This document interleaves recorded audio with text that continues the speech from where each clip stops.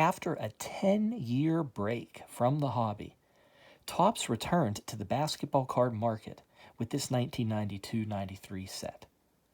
Series 1 and 2 both had 198 cards, total of 396, but with no order to the appearance of the players. The set kind of becomes really monotonous. Now, thankfully, there are a few subsets that helped with the structure and variety.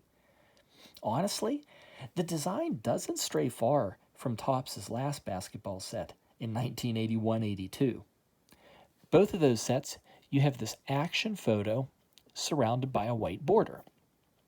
Now, back in 81-82, inside the white border, you had an interior border that was the color of the team. Here in 92-93, we do have a colored interior border. This Michael Jordan card, it's a black one there. Color changes with each of the players. And then you have this white border surrounding that. Each of the cards in the set are like this. Some random color, and then those white bars. You have two rectangles down here, different colors. Player's name, team name. Let's go to the back. The backs are horizontal, and honestly, they really lack any interesting information. You have your standard biographical items in that light blue box, and you have complete statistics down here in the yellow box. Small photo of the player. Now, collectors tend to overlook these cards other than the Shaq and the Alonzo Mourning rookies. Even the fact that it's the first Topps set after a 10-year break really doesn't do much for the value or excitement. But look closer at the back, and let me tell you why I find these cards interesting and useful. Within this complete NBA record down here, any moments that a player led the league in a particular category, they're highlighted in red. This is a really nice feature when you're browsing the set. You can just rapidly see these moments of greatness for each player, and not just for the previous season, but for their whole career. In this number 141 Jordan card, let's take a look.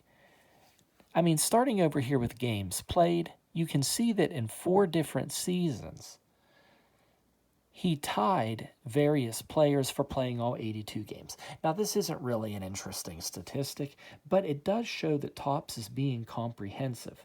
You know, they didn't even forget games played. Now, go to the field goals made.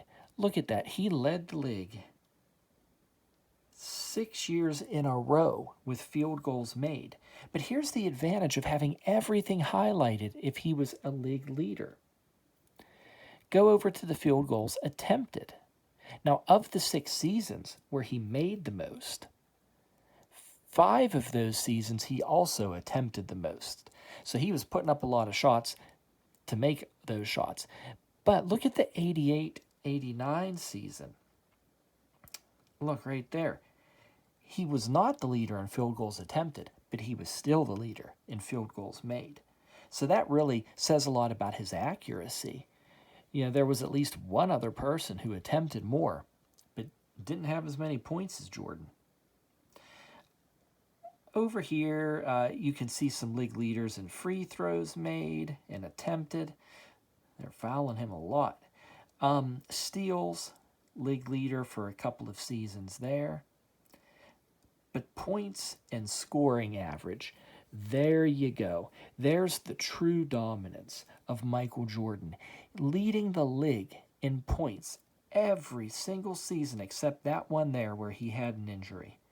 And then in terms of points per game, starting with that 86-87 season, unstoppable.